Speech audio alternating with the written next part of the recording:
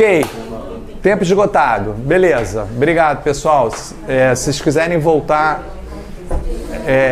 abrir aí à vontade. Bom dia.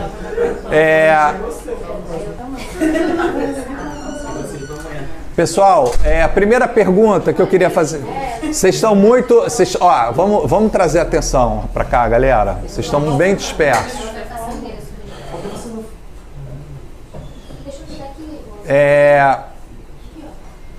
O que foi mais fácil para vocês? Falar ou escutar? Quem quiser falar. Só o que foi mais fácil?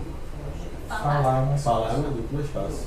Pra mim foi escutar foi mais fácil. Oi? Escutar mais fácil. Eu não consigo escutar sem fazer reações. Isso foi difícil. Sabe, tipo, escutar, beleza. Eu até tava escutando, mas eu tava... Eu também fiz. Aí comecei a rir. É muito difícil só escutar. Tipo, é por isso que eu acho que falar sempre foi mais fácil pra mim. Beleza. Então, eu vou pegar já esse gancho direto. Vocês estão num clube de oratória, o clube da fala. E é importante que vocês entendam isso, né? Por que falar é mais fácil? Para a maioria das pessoas. Né? Algumas que dizem que escutar é mais fácil, mas às vezes por algum motivo. A pessoa é mais tímida, a pessoa não gosta de falar e às vezes por isso ela entende que escutar é mais fácil. Mas a maioria das pessoas, falar é mais fácil. Por quê? Eu não vou responder não, eu vou perguntar para vocês. Eu ia falar, mas não vou falar não. Por que falar é mais fácil? A gente quer ser ouvido. Oi? A gente quer ser ouvido. Ok. Bom. Porque Bom. Na fala quem tem o poder sou eu. Na maioria das vezes. Não, tipo, por mais que às vezes aconteça o diálogo, geralmente quando você falou pra gente falar de uma experiência nossa, sim. Eu tô nessa ideia de quem tem o poder sou eu daquele conteúdo e eu vou passar da forma que eu quiser. Isso me deixa confortável. Obrigado. Você fica no controle. Exato. Não, então, legal. Você falou do controle e você falou porque eu vou ser escutada por alguém. Não é isso que você falou? Alguém Não, vai... não é em relação a mim, acho que em relação a todo mundo quer desabafar, ser ouvido, Não, tudo receber um conselho. Tá, beleza. Foi basicamente Não, tudo bem, entendi. O que mais? Falar, se alguém tem mais alguma coisa para falar sobre o porquê que falar é mais fácil? Ego? Eu acho que vai muito de acordo com o que o Renato falou.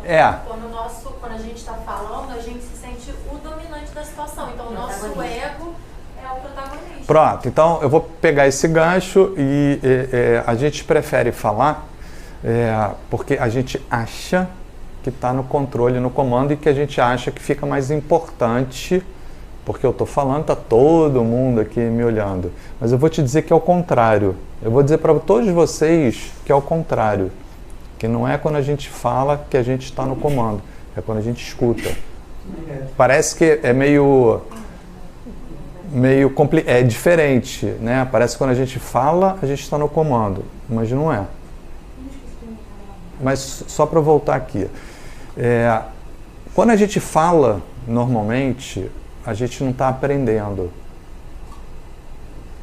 A gente está provavelmente, às vezes, muito ansioso, ansiosa, e a gente quer botar aquilo para fora. Normalmente é assim. Né? Então, quando eu falo, normalmente não estou aprendendo com o que eu estou falando. Eu estou simplesmente usando meu ego, eu quero ser visto, quero me sentir importante, quero desabafar, quero que olhem para mim, que falam, poxa, como cá, aquela pessoa, né, fala bem, né? É o ego, né? Eu acho que a definição está muito clara. Quando eu escuto, aí a gente começa a ter uma questão. Quando a gente está escutando, tem a diferença de escutar para ouvir. Eu queria muito que vocês aqui no Clube da Fala compreendessem isso. Ouvir é ouvir barulhos, sons. Então eu estou ouvindo aqui algum barulho de ar-condicionado, estou ouvindo algumas coisas. Quando eu escuto, é com atenção. É uma enorme diferença entre ouvir e escutar. Quando eu escuto, eu estou prestando atenção no que o outro está falando, eu estou interessado no que o outro está falando. Eu realmente quero saber. Quando eu falo, eu quero que os outros me escutem. Por que eu falei que, na verdade, quem está no comando é quem escuta? Porque quem escuta é que vai conduzir a conversa. Não, quem está falando. Porque a pessoa está falando, eu posso... Se eu estou ali escutando, vai ter um momento que eu não vou escutar mais. É simples assim. Vocês já pegaram pessoas, por exemplo, certamente, né? Clientes, pessoas da família, namorados, seja lá o que for, né? E a pessoa começa, papapá. O que você faz depois de 30 segundos que a pessoa emendou um assunto na tua mente? O que acontece? Isso é uma pergunta. Normalmente eu saio. Normalmente? Eu saio. Você sai. Para de conversar. Eu continuo escutando a pessoa. Tá. Prestando bem atenção que ela falou anteriormente para também não me perder no que vou falar para ela seguinte. Tá. Então você sai, você continua prestando atenção. O que fazemos na maioria de nós quando alguém engata uma conversa e ela não para nem para respirar? Nos desconectamos mentalmente. A gente só ouve. Então, pronto. O que acontece é isso. A gente só passa a ouvir. E aí o que acontece? Eu não estou mais interessado no que a pessoa está falando. É isso que acontece. Eu finjo que eu estou escutando. Eu estou, exatamente o que ele falou. Eu passo a ouvir os sons, mas eu não presto mais atenção. Então, o que eu quero falar para vocês é que quando eu falo, eu normalmente não aprendo muito com o que eu estou falando. Quando você desenvolve a sua escuta, você começa a prestar atenção no que você está falando. Tudo bem, aí você começa a aprender. Mas de uma forma geral, não. Vai aprender quem escuta. E aí é legal, porque você vai em rede social, todo mundo fala assim, não, a vida é o aprendizado constante, o sofrimento traz amadurecimento. Você tem um monte de frases que elas são extremamente superficiais e que é para jogar no lixo. Porque, primeiro, se eu perguntar assim para vocês, como é que vocês crescem e amadurecem como seres humanos? Errando e aprendendo. Oi? Errando e aprendendo. Errando e aprendendo, mas precisa aprender. Precisa aprender com os erros. Não é o erro por si só, porque tem muita gente que fala eu errando, eu sofrendo, eu aprendendo. Eu aprendo. Mentira. Mas não é nesse sentido, eu digo errando e aprendendo com aquele erro, a não fazer novamente, a crescer como ser humano. E para isso eu preciso reconhecer o meu erro. E aí a gente pula uma etapa, porque quando a gente fala assim, eu erro e eu aprendo, não, eu tenho que reconhecer. Por que eu errei? O que houve? Esse processo de olhar para dentro, ele é fundamental. Eu não posso escapar disso. Mas vocês sabem, no dia a dia, provavelmente aqui no Clube da Fala também, a tendência entre vocês, eu não estou falando baseado em nada, mas é o que provavelmente acontece, às vezes quer colocar a culpa no outro sobre erros que acontecem. Isso que eu estou falando é verdade ou mentira? No Clube da Fala não existe isso. Não existe? Isso que você falou. Não existe o quê? Aqui a gente não culpa nas pessoas, são desafios nossos, mas... Você está falando sério? Você está falando sério? Parece que não, mas ela tá falando sério. Vocês estão de acordo com isso todos? Apesar de acontecer isso muito em empresa, realmente. Sim. Tá, ok. Então, que bom que isso acontece aqui. Mas, na maioria das empresas, eu vou falar, na verdade, em 30 anos de experiência, em todas as empresas que eu atendi, sempre isso aconteceu. Se aqui não acontece, eu dou os parabéns a vocês, mas a nossa tendência é culpabilizar o outro e não assumir responsabilidade. Por isso eu não vou crescer. Porque muitas pessoas se colocam na posição de vítima, né? E acabam não crescendo porque a vítima sempre acha que o outro é o culpado do meu sofrimento. Quando você fica irritado ou irritada, normalmente você acha que você está irritado por sua responsabilidade ou da outra pessoa que te deixou irritado? Não, outra pessoa. da outra pessoa. Eu analiso a situação.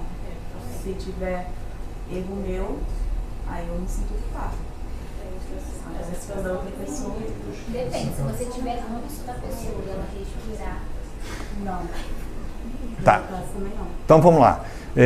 A irritação, eu estou falando da irritação porque é uma coisa muito comum nos relacionamentos, né? E os relacionamentos é o que faz a gente crescer. Você falou. Por que os relacionamentos fazem a gente crescer? Jean-Yves Leloup, um grande terapeuta francês, ele diz o seguinte: ninguém cura ninguém, ninguém se cura sozinho. As pessoas se curam nos encontros, nos relacionamentos. Isso quer dizer que quanto mais desafiador é um relacionamento, eu vou ter mais chance de crescer se eu quiser, se eu reconhecer. Mas na prática não é isso que acontece. Não é mesmo. As pessoas mudam de relacionamento quando é afetivo, às vezes na questão da empresa, fulano, ciclano, chefe, eu mudo de empresa, porque aí eu fico repetindo para tentar aprender. Porque a vida, ela é muito interessante, né? A gente, querendo ou não, a gente vive em um processo evolutivo. A nossa vida individual, ela é evolutiva. Quem vai facilitar o meu crescimento ou não se eu vou estar baseado no meu ego ou na minha consciência ou na alma. O que eu quero dizer com isso? Nós temos essas duas dimensões dentro da gente. O ser humano é o único ser que tem a consciência de que vai morrer, de que adoeceu, de que pode mudar. Não tem nenhum outro ser vivo que faz isso. Então, assim, se vocês imaginam, é como uma árvore, ela cresce pequena e vai crescendo no sentido vertical, né? É interessante, é contra a lei da gravidade. Uma flor, uma planta. É assim. O nosso crescimento, ele também se dá dessa forma. De baixo para cima. Vocês já ouviram falar disso? Oi? Tá. Vocês já ouviram falar dos chácaras? Já. Tá. Uma vez eu perguntei numa empresa, vocês já ouviram falar dos chácaras? Não, tem uma chácara ali no interior de São Paulo. Eu falei, não é isso. Não é isso? Foi isso que você pensou, beleza.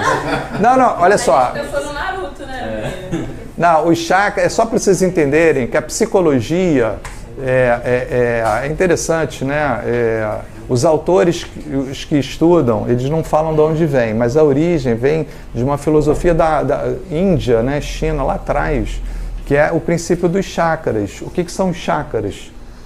São centros de energia, eles chamam de vórtices de energia que nós temos daqui até aqui. Tá? Os chakras, eles estão ligados a níveis de consciência nosso. Todo ser humano tem. Não é questão de acreditar ou não, pouco importa se acredita. É a energia. Albert Einstein já falou que a matéria é energia condensada. Consequentemente, o nosso corpo é uma energia mais densa que a gente consegue ver. Mas existem energias que a gente não vê. Quem aqui já fez acupuntura?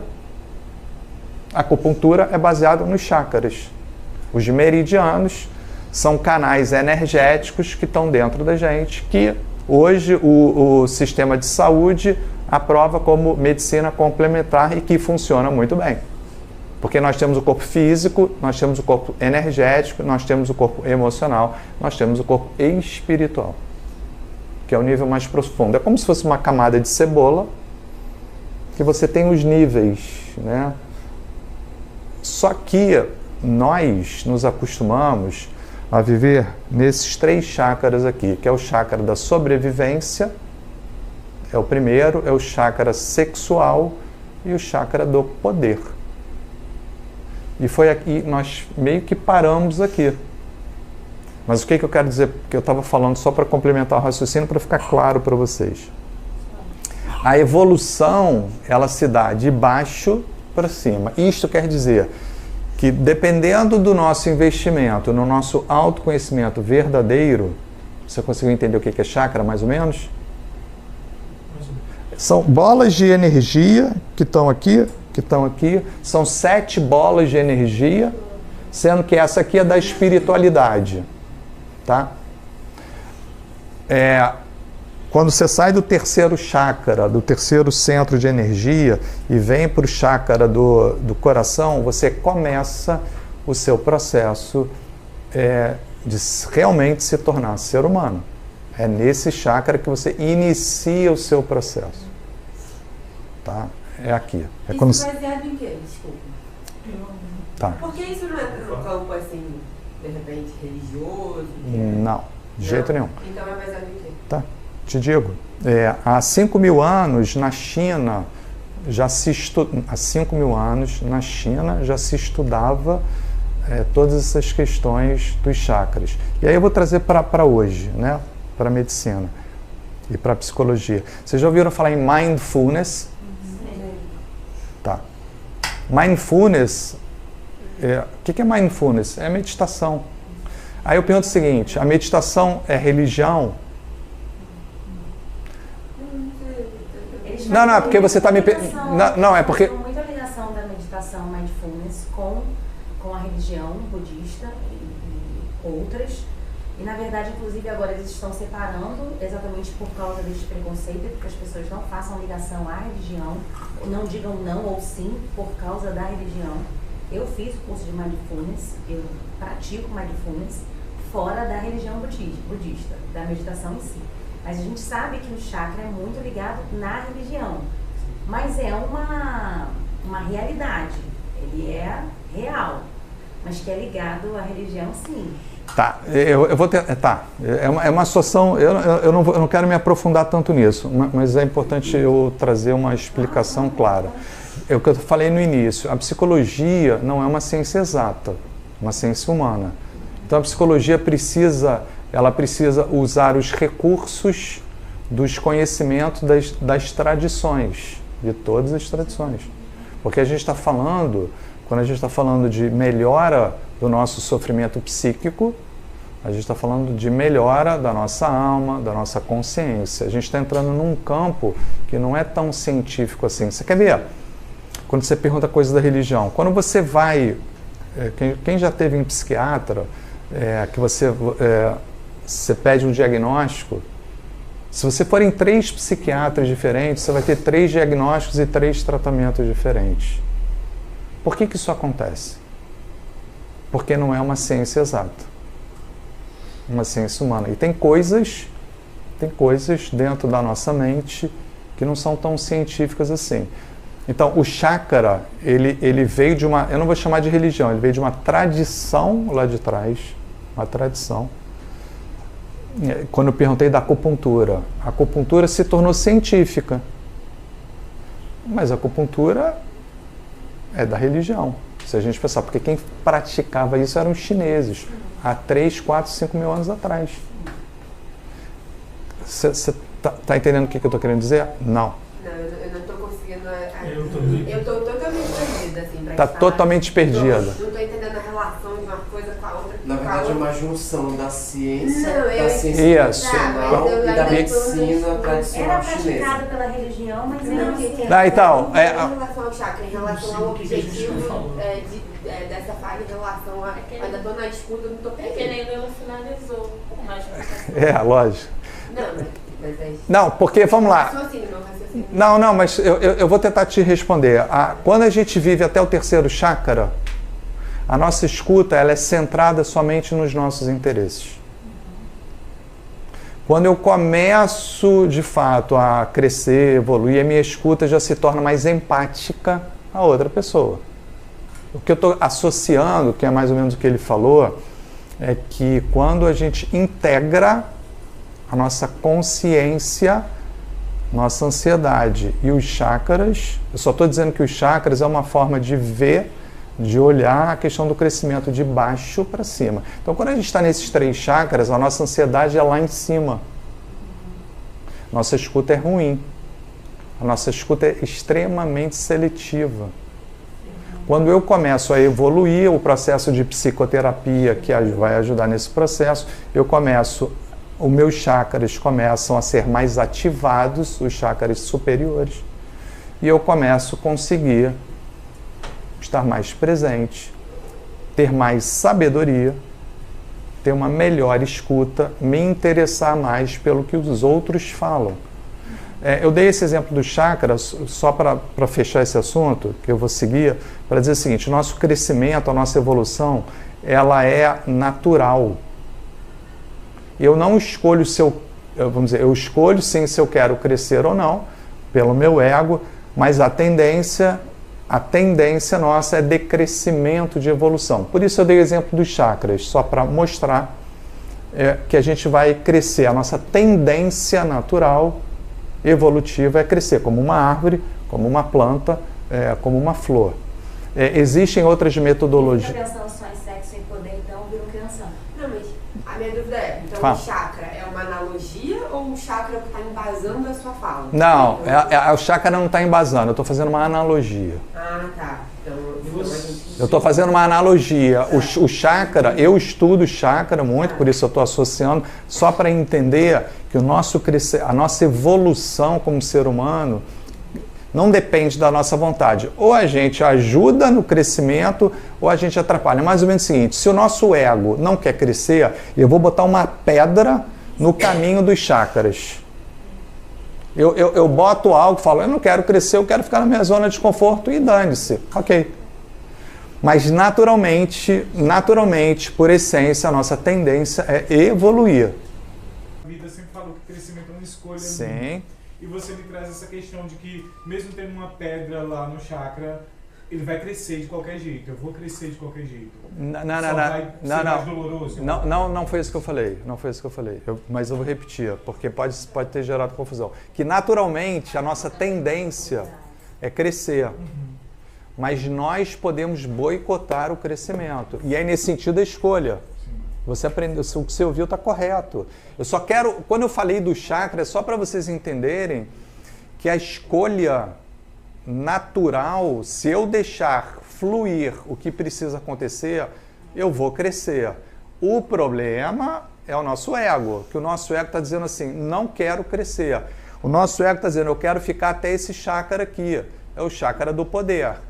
Eu quero controlar, eu quero viver os prazeres da vida, eu quero saber de ter o meu dinheiro, eu quero saber de ter a minha aposentadoria, de viver bem, vida encerrada. Ok. Ok. O que eu estou dizendo... Oi? Não, mas você entendeu o que eu falei? Mas, então, é natural que nós tendemos uma tendência a crescer. Todos nós, é da natureza humana. Só que nós boicotamos, inconsciente ou não, o nosso crescimento. A tua questão é importante, porque eu queria que isso ficasse claro para cada um de vocês. Quando a gente fala que a gente vai crescer, a gente está crescendo com o aprendizado, você tem que ver se realmente isso é verdadeiro dentro de você.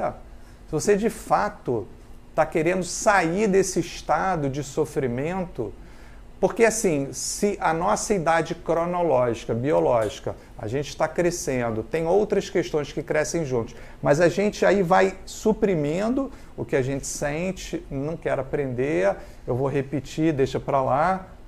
Eu tenho essa escolha. Alta maturidade dessa questão do chakra que vem de baixo para cima? Mas aí a gente está falando de uma deficiência. Eu só estou trazendo um exemplo. Porque ele não consegue enxergar o outro, por isso ele não cresceu, não amadureceu, ele não teve rela do relacionamento. O relacionamento nada mais é do que rela. O relar traz lapidação e você se desenvolve como pessoa. Tá, mas eu só não gostaria de comparar o autismo, que é um espectro bem específico de uma deficiência, comparado a gente, que eles têm limitações cognitivas, o autista. Eles não vão evoluir.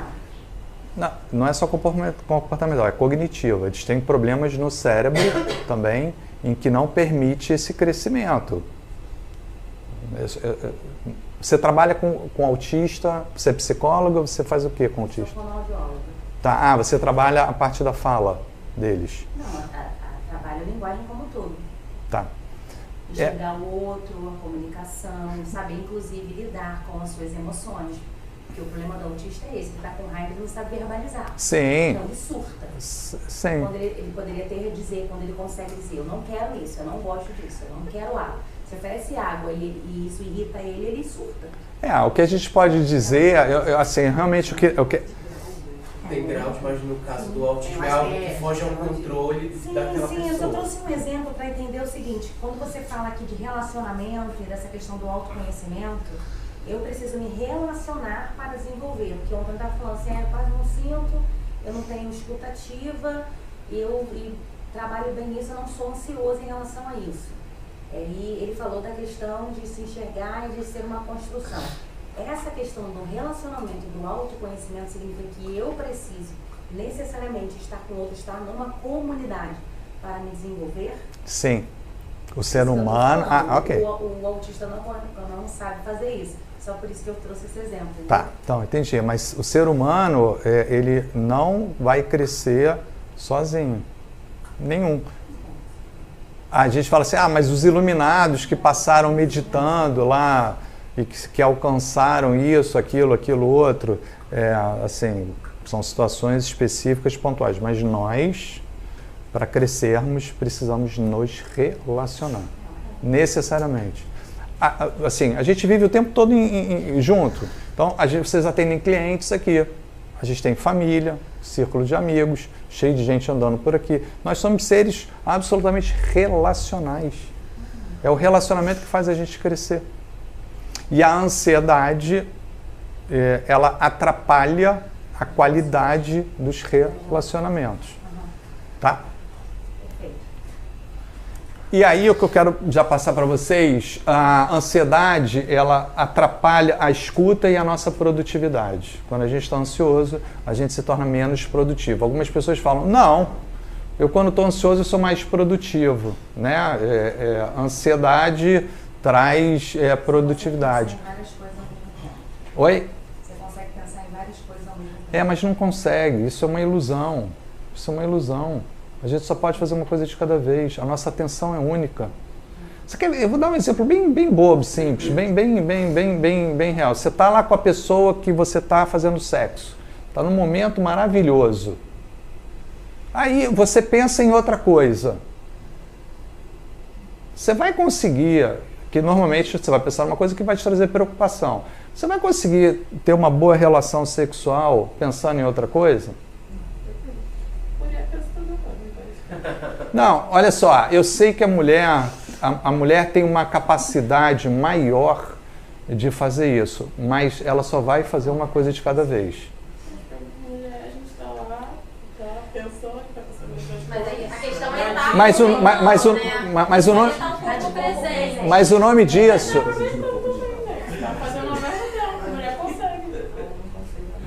Você consegue fazer várias coisas ao mesmo tempo.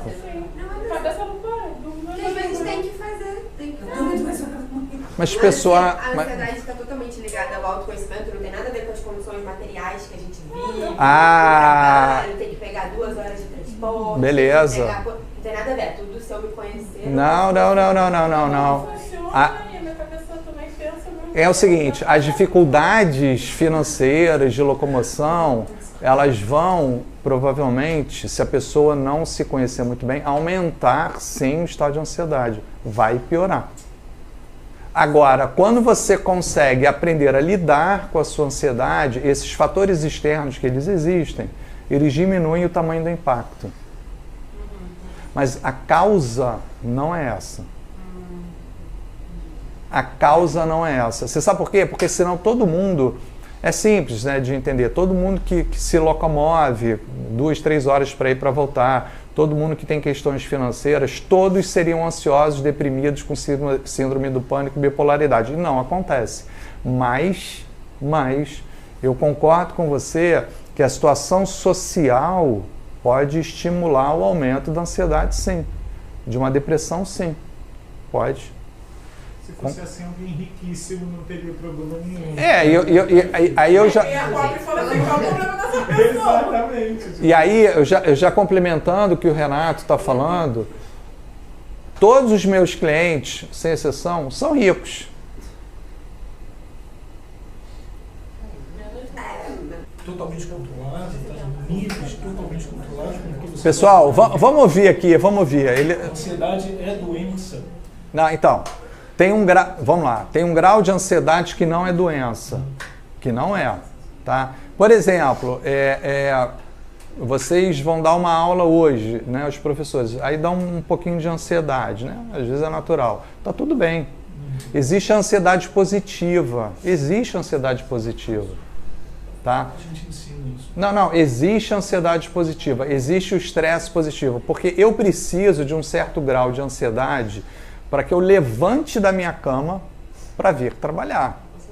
Eu preciso de um grau de ansiedade, de ego, para que eu levante para ir viajar, para que eu levante para fazer as minhas obrigações. Então, você tem razão, nem toda ansiedade é uma doença, mas o que eu estou trazendo para vocês é que quando a gente não cuida da nossa ansiedade, ela provavelmente vai se transformar numa doença.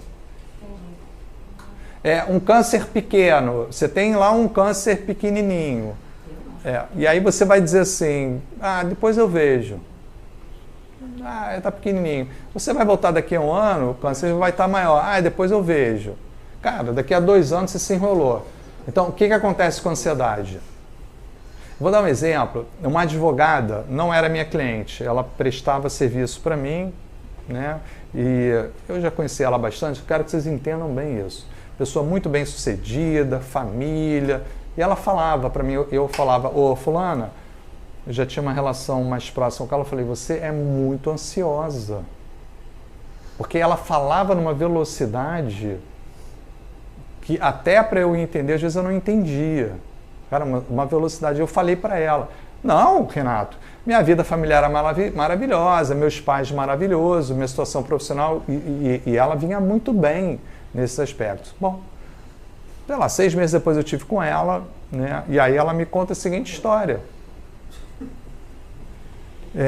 Renato, eu dirigindo com a minha filha, estou perto do, sei lá, do Leblon, começo a ter uma sensação de que vou ter um infarto, estaciono o carro, chamo o meu marido, ele vem, me leva para o hospital, eu estava sentindo que eu ia morrer, chego no hospital, pânico, não tinha nada. Não tinha nada no coração, não tinha nada, não tinha derrame, não tinha nada. E aí, ela falou para mim, depois de 6 meses que eu falei para ela, ela falou, Renato, estou fazendo a minha terapia e estou tomando medicação. E estou melhorando. Então, o que eu quero falar para vocês, vocês entendam, por favor. Para ela, essa ansiedade era positiva. Era normal, não tinha problema. Né? A vida dela estava boa, no que ela entendia. Mas ela estava com uma doença que começou... Eu percebi, claro, o meu olhar de psicólogo, eu percebi, tentei falar com ela, ela falou, não, eu estou ótima. Porque a gente acha que a ansiedade, por si só, ela é sempre muito boa. Ela pode ser boa. Mas quando, por exemplo, você fala que você não sente as coisas, o que está tudo no controle, é um alerta. Porque nós não temos o controle do que sentimos. O que nós podemos fazer é sentir as coisas e aprender a lidar com o que a gente sente. Mas eu dizer que eu vou dar um outro exemplo, porque fica bem claro. Eu atendo hoje um empresário do ramo de saúde, que ele foi obrigado a se aposentar, 63 anos. Ele passou a vida inteira, tudo muito positivo, nunca teve problema, montou patrimônio, família, filhos, netos, tudo lindo, maravilhoso, tudo ótimo, sempre muito positivo. Há 2 anos atrás, teve um evento de trabalho, um projeto novo, que deu ruim. A partir desse momento, há 2 anos atrás, ele cai numa depressão. Há 1 ano e pouco atrás, ele me liga. Eu atendo ele em casa, porque ele não consegue nem sair de casa. E ele falou uma coisa que é muito parecida com o que você falou. Durante lá as primeiras sessões, ele falou, Renato, eu não sei sentir as coisas, eu nunca senti nada. Só coisa boa. Eu falei, peraí. E aí a gente foi trabalhando, eu fui tentando resgatar coisas da infância dele, para ver se ele viveu momentos de pânico, medo, humilhação. Ele não consegue lembrar de nada. Então ele me diz que há 60 anos da vida dele, ele só viveu coisas boas. Ora, tem alguma coisa que não vai bem. Se é verdade, é um problema. Se não é verdade, ele não consegue ver ainda o que está acontecendo. Mas eu também conversei com a esposa dele, porque eu atendo na casa deles. E eu já conversei com ela algumas vezes. E de fato ela me falou que ele conhece ele há 40 anos, são casados há 40 anos, que ele sempre foi muito positivo. O máximo uma irritação. Ele acha que ele nunca teve ansiedade, que não é verdade. E o diagnóstico dele é uma bipolaridade, no caso dele, tá? Porque ele entrou numa depressão, mas ele sempre teve esse movimento de resolver tudo e para todos. Então é o mito do super-herói. Só que quando ele teve uma limitação há 2 anos atrás do trabalho dele, ele entra numa depressão porque ele sentiu medo que ele nunca sentiu na vida dele. E até hoje, eu tive com ele na semana passada, ele não consegue sair de casa, ele não consegue olhar para as pessoas, ele se sente culpado pelo fracasso. Ele entrou num grau de sofrimento desesperador. Pô, mas é um cara que as pessoas olham ele na rua, aparentemente ele está bem, quando ele consegue sair, ele quer voltar logo para casa. O que houve ali? Ele nunca quis ou procurou cuidar dele, porque a vida dele estava aparentemente toda normal.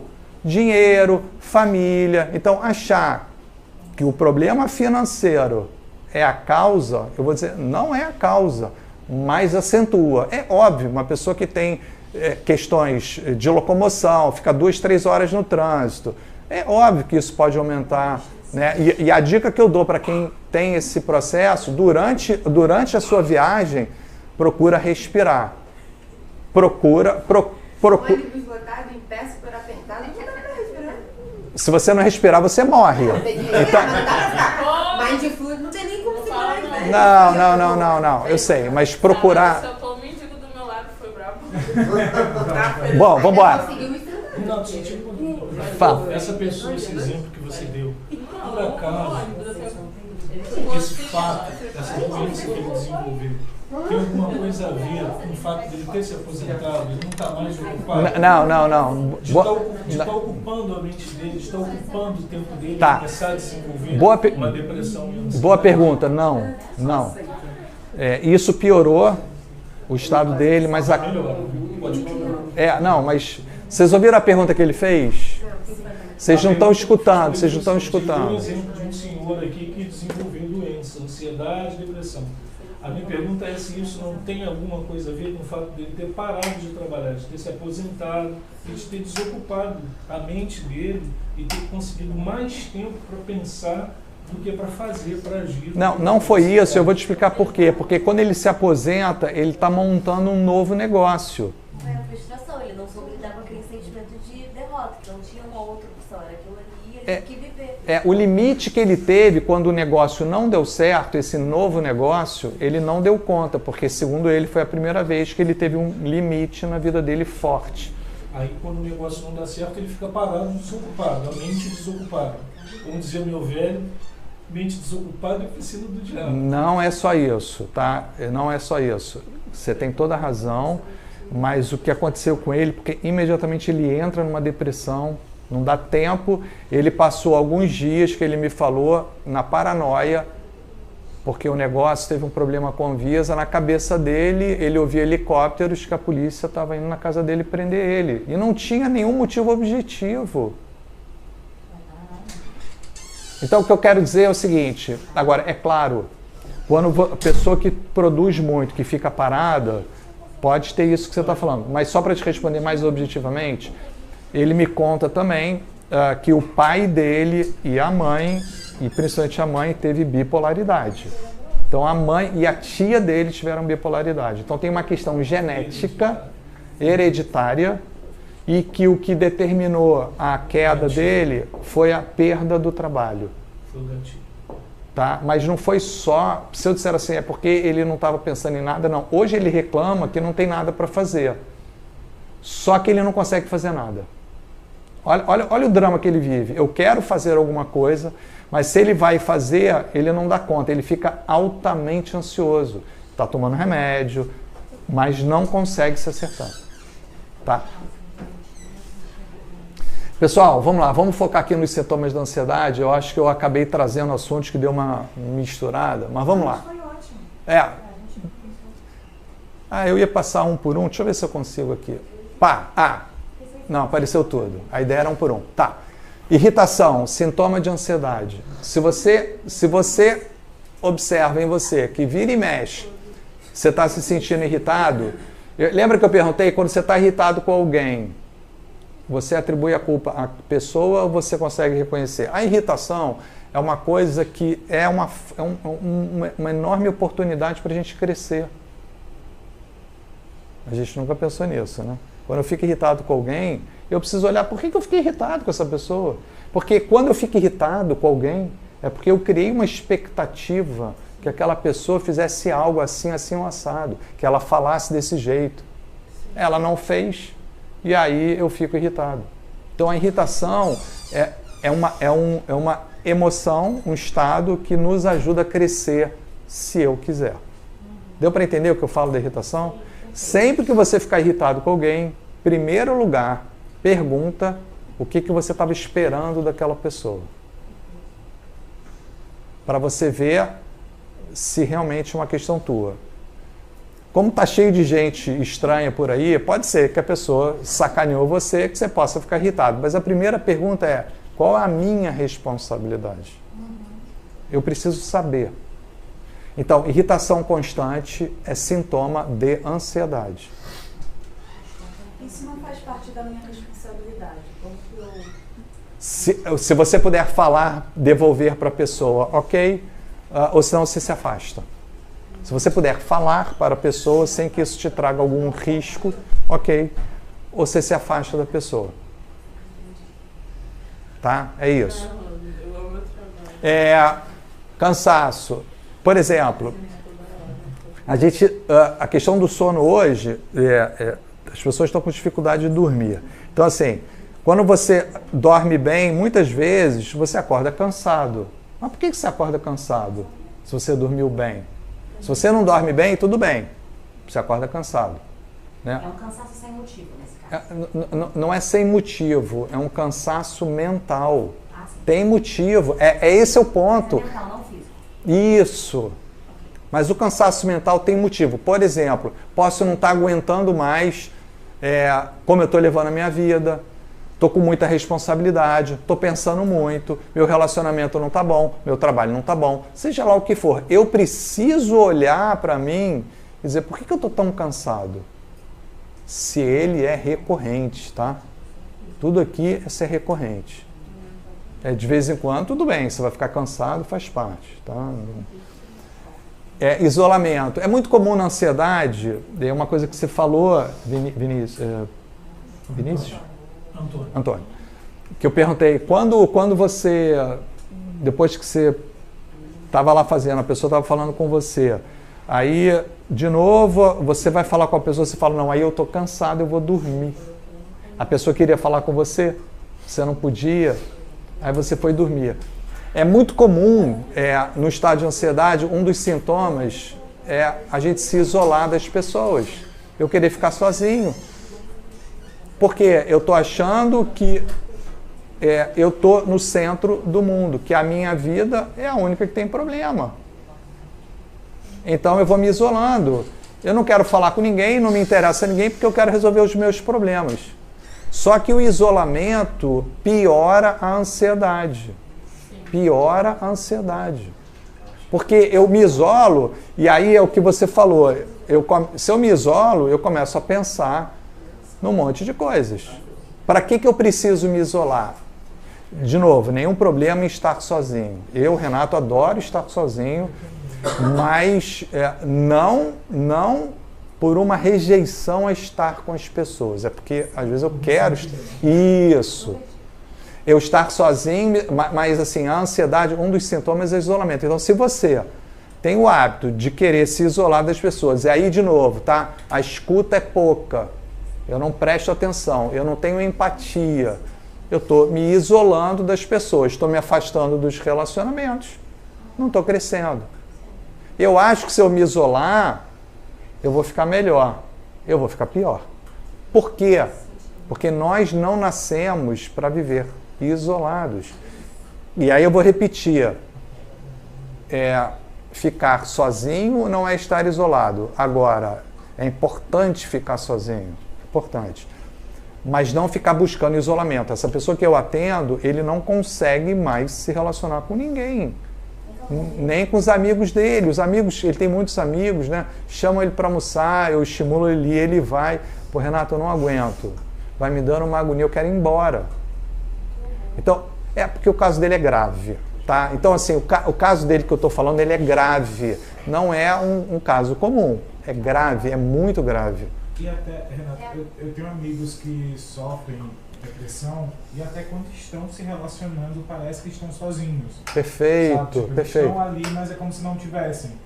Então, a depressão traz a solidão e você aprender autoconhecimento traz a solitude, que é você que eu vejo, sim. Né? Você conseguir aproveitar a sua própria companhia e desfrutar de você mesmo. Eu já tive momentos em que eu não conseguia ficar sozinha comigo mesma.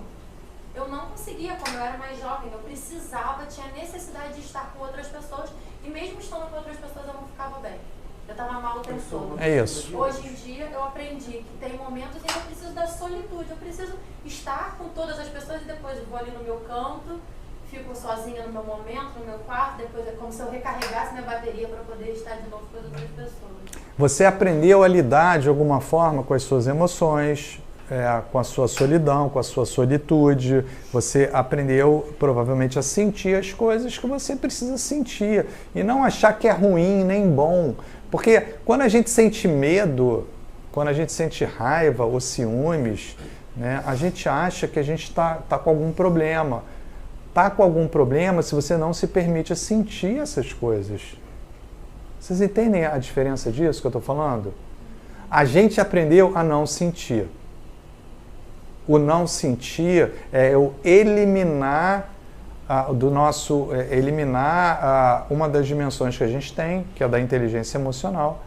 Eu digo assim, não, tira isso daqui, está na lixeira. Mas vai vir de alguma forma. Então, não é inteligente a gente deixar de lado as nossas emoções. Não é inteligente eu ter, né, alguns sintomas e não cuidar desses sintomas. Vamos embora. Preocupação excessiva com o futuro, que é uma coisa, eu acho que você falou da ansiedade em algum momento. Você falou a história do futuro. Você deixa de viver o agora para viver o futuro. Na verdade, quando você traz o futuro para o presente, né, não faz o menor sentido. Porque o teu presente não tem nada acontecendo. Mas vocês já repararam que quando vocês pensam muito no futuro, é só em coisa ruim? Ninguém pensa no futuro em coisas boas. Só coisa boa, só coisa ruim. De ruim já acho que eu tô passando que é ruim agora. É o quê? Já ruim que eu tô passando agora. Eu tô passando ruim agora pra chegar num bom depois. Eu não penso no futuro ruim não, só penso brilhante. Futuro bom, só coisa boa. Tá ótimo, mas a maioria das pessoas não pensa assim. Tá? A preocupação excessiva com o futuro é um sintoma da ansiedade. Por exemplo, de conquista, mas, por exemplo, coisas atuais, talvez a gente realmente pense que vai dar ruim. Mas eu indo, sei lá, para um evento, será que vai dar certo? Será que... Então, por exemplo, isso. Quando chega no dia, eu falo assim, eu vou arrasar, vai dar tudo certo, vai ser maravilhoso. Mas você antes fica preocupada? Eu fico preocupada, normal, fico ansiosa, mas no dia eu nunca penso assim, eu vou fracassar. Vou dar o meu melhor, vai ser excelente. Pode não ser, mas aí eu dei o meu melhor. Porque quando você chega no dia, o que você está falando é muito verdadeiro. Quando você chega no dia daquilo que você esteve preocupada, se torna diferente. Você sabe por quê? Você chegou lá. Então, você muda o foco. Eu agora tenho que arrasar. Eu agora tenho que fazer o que é... Mas no dia anterior, 2 dias antes, uma semana antes... Será que eu vou conseguir? Então, a questão é, por que esses pensamentos? Isso é ansiedade. Por que esses pensamentos? Será que eu vou conseguir? Será que vai dar tudo certo? Por que eu não penso já ao contrário? Vai ser ótimo, vai ser muito bacana. Não. Não. É no dia que eu falo, eu vou arrasar. Só que eu já passei uma semana ou um mês em estado de sofrimento. Quanto maior a expectativa de vocês em relação a qualquer coisa de trabalho, afetivo, financeiro, se a expectativa é alta, a ansiedade vai ser alta. O que eu estou sugerindo para vocês? Reconhecer que a expectativa de vocês é alta. Quando vocês reconhecem isso, vocês já vão saber o porquê que vocês estão ansiosos. E o que vocês podem fazer? Traz a atenção para o presente. Não precisa ficar pensando. Porque a gente fica pensando como se fosse um maçarico. A gente não para de pensar. A gente não pensa uma vez e fala assim, puxa, eu acho que vai dar algum problema no evento. Não, não. Vai dar problema no evento. Eu não vou conseguir. Eu não sei o quê. Você fica se maltratando. Faz sentido isso que eu estou falando para vocês? Tá, fala. Eu queria te fazer uma pergunta, Renato. Eu vou pedir bastante sinceridade para você, porque na verdade o que acontece? Quando que você dosa que isso é um transtorno ou que é saudável? Ótimo, ótimo. Por que eu te faço essa pergunta? Hoje em dia todo mundo fala que a terapia tem que fazer. Pra mim parece quando eu vou no dentista e alguém fala que eu preciso usar aparelho. Sabe, é a mesma coisa. Pra mim o dentista querendo vender mais pra mim. Perfeito. Eu queria saber como dosar isso. Quando é um transtorno e quando eu vou entrar no palco agora, eu tô ansioso porque eu quero palmas. Isso pra mim não é um transtorno, eu quero as palmas no final. Entendeu? Tipo, eu queria saber dosar. Perfeito. Isso de alguma forma. Pergunta bem profunda. Tamanho do seu sofrimento. Essa é a resposta. O que eu quero dizer? Quando você está sofrendo pela tua ansiedade e você começa a ter vários sintomas desses ou todos, e você começa a perceber que está na hora de se cuidar. Não necessariamente tem que fazer psicoterapia. Não necessariamente. Você pode caminhar na praia, você pode fazer atividade física. Aliás, a atividade física é maravilhoso para o estado mental, tá? Para depressão, para ansiedade, para pânico. Você pode ir sei lá, se você tem uma religião, se você medita, você começa por aí. Não tem que fazer psicoterapia. Agora, quando começa a atrapalhar a sua vida pessoal e profissional, você entra em estado de sofrimento, você começa a se perder, começa a entrar em pânico. Uma das coisas que a ansiedade dá é pânico, quando não tratada. Então, assim, se você começa a sentir pânico, aí você vai ter que ir para psicoterapia e talvez tomar remédio. E é um tempo curto, para pelo menos melhorar o pânico. Porque não dá para viver nesse estado. Então, assim, é você que vai definir quando que você precisa de ajuda. Agora, sendo bem sincero, a gente vai evitando, por uma questão de preconceito e tabu, buscar ajuda com um psicólogo, tá? Desculpa, Renato. Desculpa interromper você, que eu tenho uma call agora. Tranquilo. Imagina, à vontade. Então, assim,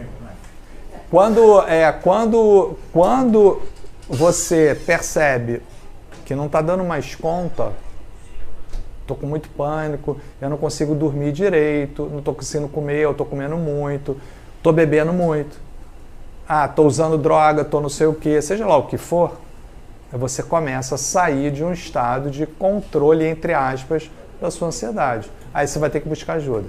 Mas antes de buscar a terapia, você pode fazer um monte de coisas que vão te ajudar. Agora, uma coisa importante para identificar, tá? Pessoas que convivem com você e que você confia, tá?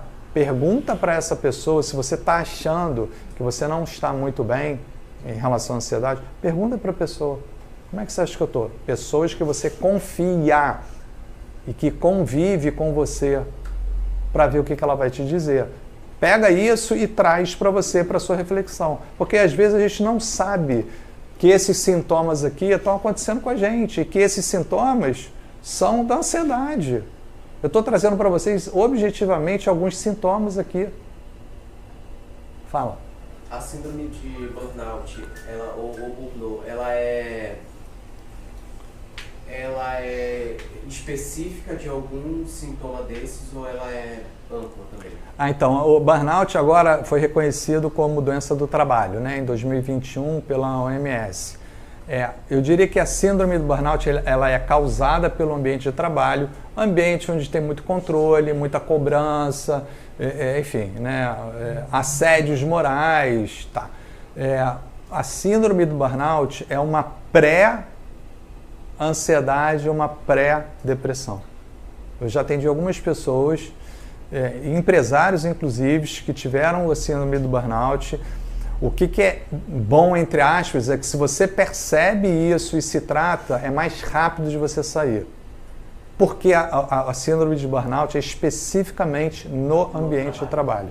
Agora, se você não cuidar, você vai para o buraco, de qualquer maneira. Então, um trabalho que eu tenho feito com a galera de RH nas empresas é identificar os sintomas de comportamentos para o RH poder diagnosticar e dizer assim, cara, olha só, você precisa se tratar. Não é tirar férias, você tem que se tratar e tirar licença para se tratar. E tem que entrar na medicação e tem que entrar na terapia. Mas isso é muito relativo, porque dependendo da empresa, a empresa pode... seu perfil não se adequa mais à empresa e acaba afastando o funcionário. Desde que mas desde que se foi considerado doença do trabalho, a empresa hoje passa a ser corresponsável. Se a pessoa não é CLT? Não sei te responder tecnicamente. Não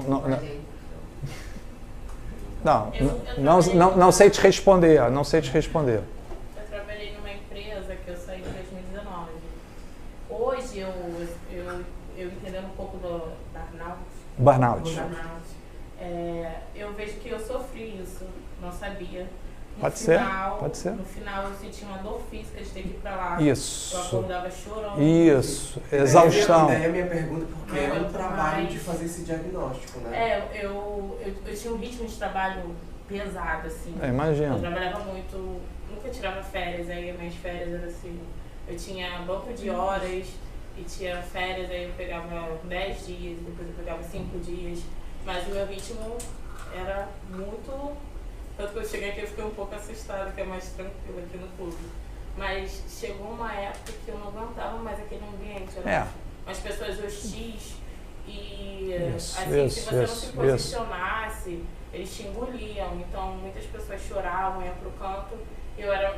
Eu não sou, mas eu fiquei uma pessoa reativa lá. Sim. E no final eu engravidei, e a minha gravidez eu trabalhei toda assim, nesse ritmo. E quando eu voltei de licença, né, que eu fiquei aquele período de 6 meses em casa, dei uma relaxada, peguei o restante das minhas férias, mais os meus dias, dei uma relaxada. Quando eu voltei, aí que eu percebi, aí veio aquela dor física de voltar pra lá. E eu chorava, não queria sair de casa, era horrível. Isso, perfeito. O burnout traz uma exaustão mental e física. Você está relatando exatamente a síndrome de burnout. É uma enorme exaustão. Tá? Pessoal, vamos lá. Preocupação excessiva com o futuro, a falta de foco, tá? É um sintoma da ansiedade. Lembra, quando você não conseguia estar fazendo as suas atividades e vai e volta, é um sintoma de ansiedade. Porque teu pensamento está acelerado. E a impaciência, tá? Paciência quer dizer ciência da paz, a etimologia da palavra. Então, quando você está muito impaciente, você está ansioso. E uma que faltou aqui é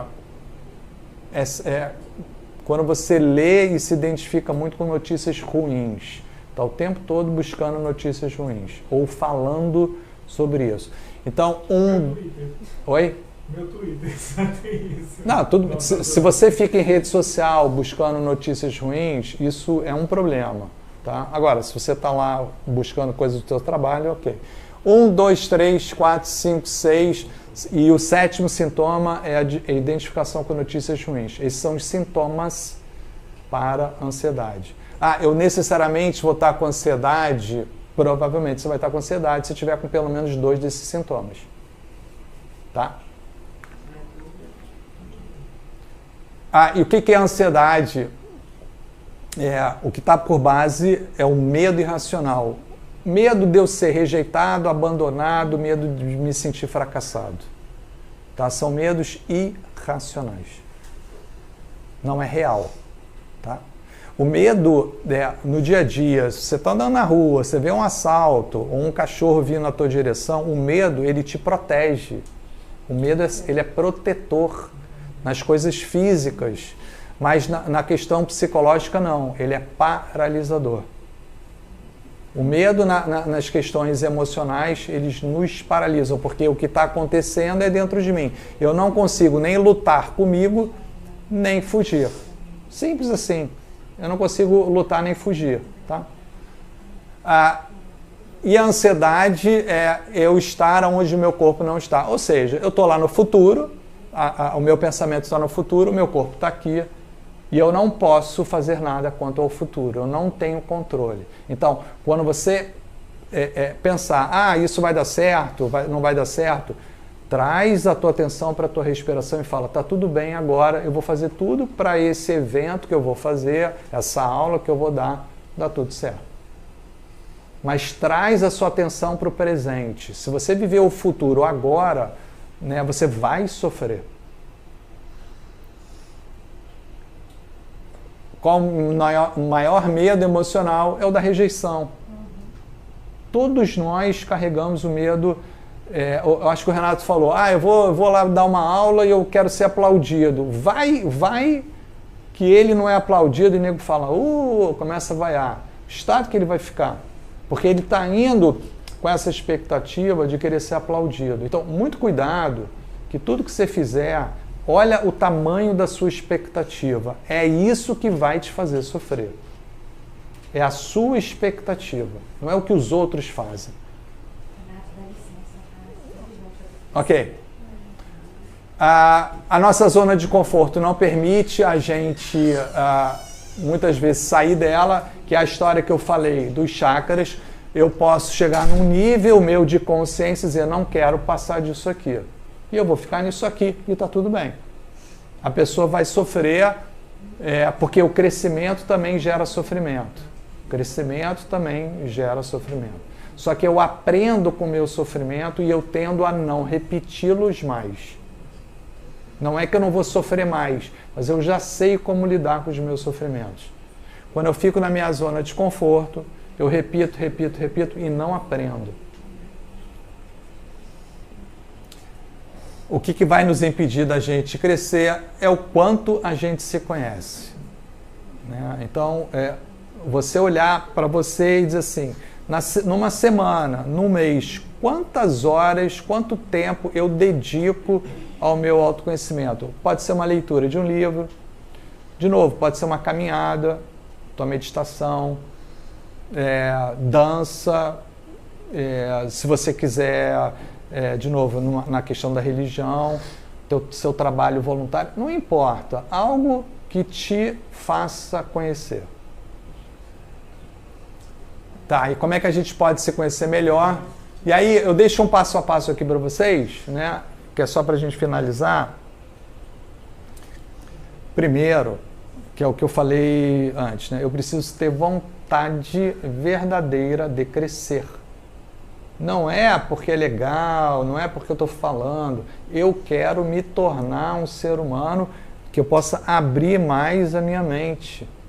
Eu quero me tornar um ser humano que eu possa lidar com essas dificuldades nos meus relacionamentos, no meu trabalho. Porque vocês podem observar que os problemas que vocês têm, eles são recorrentes e repetitivos. Vocês se aborrecem e se irritam pelos mesmos problemas.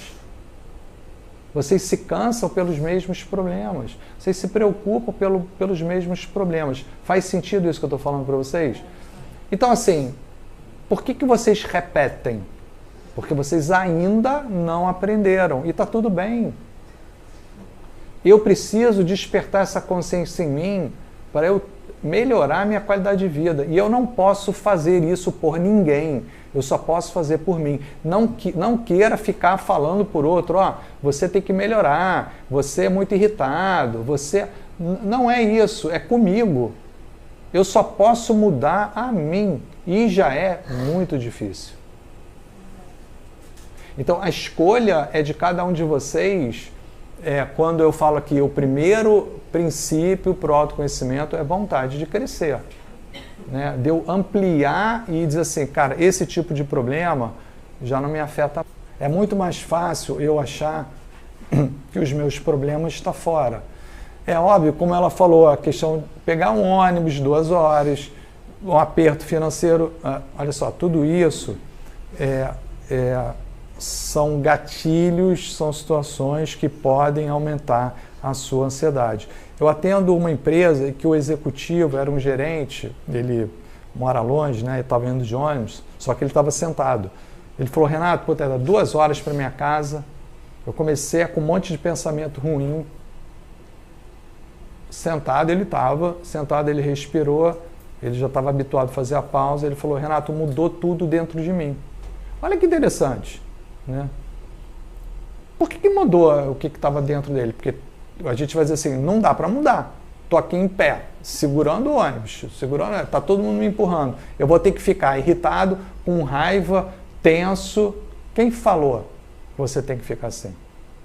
Eu estou dando um exemplo porque é possível, eu mesmo numa situação de muita gente, de desagradável, eu poder estar melhor nesse momento, apesar de tudo, tá? Então lembra, sempre você pode, em qualquer situação, conseguir se sentir melhor. Vai depender do tempo e da profundidade, do aprofundamento que você faz nas suas emoções, nos seus estados internos, tá? Perguntas? Já fez muito, né? Vamos fazer a nossa pausa, pessoal, só para encerrar.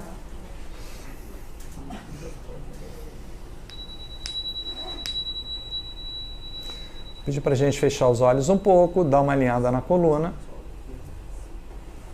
Tomar consciência da respiração.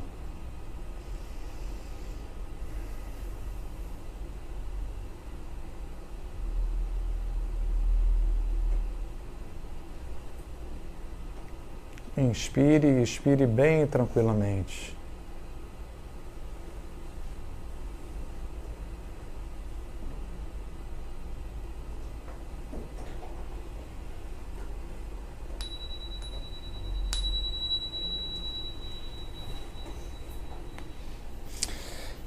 Pessoal, só um retorno para mim. O que ficou de mais importante aqui para vocês hoje? Pode ser uma palavrinha, uma frase. Quem quiser falar. Autoconhecimento. Tá. Se permitir sentir as emoções todas. Isso. Raiva, isso. Maravilha. Alegria. Sim, claro. E que não tem emoção positiva nem negativa.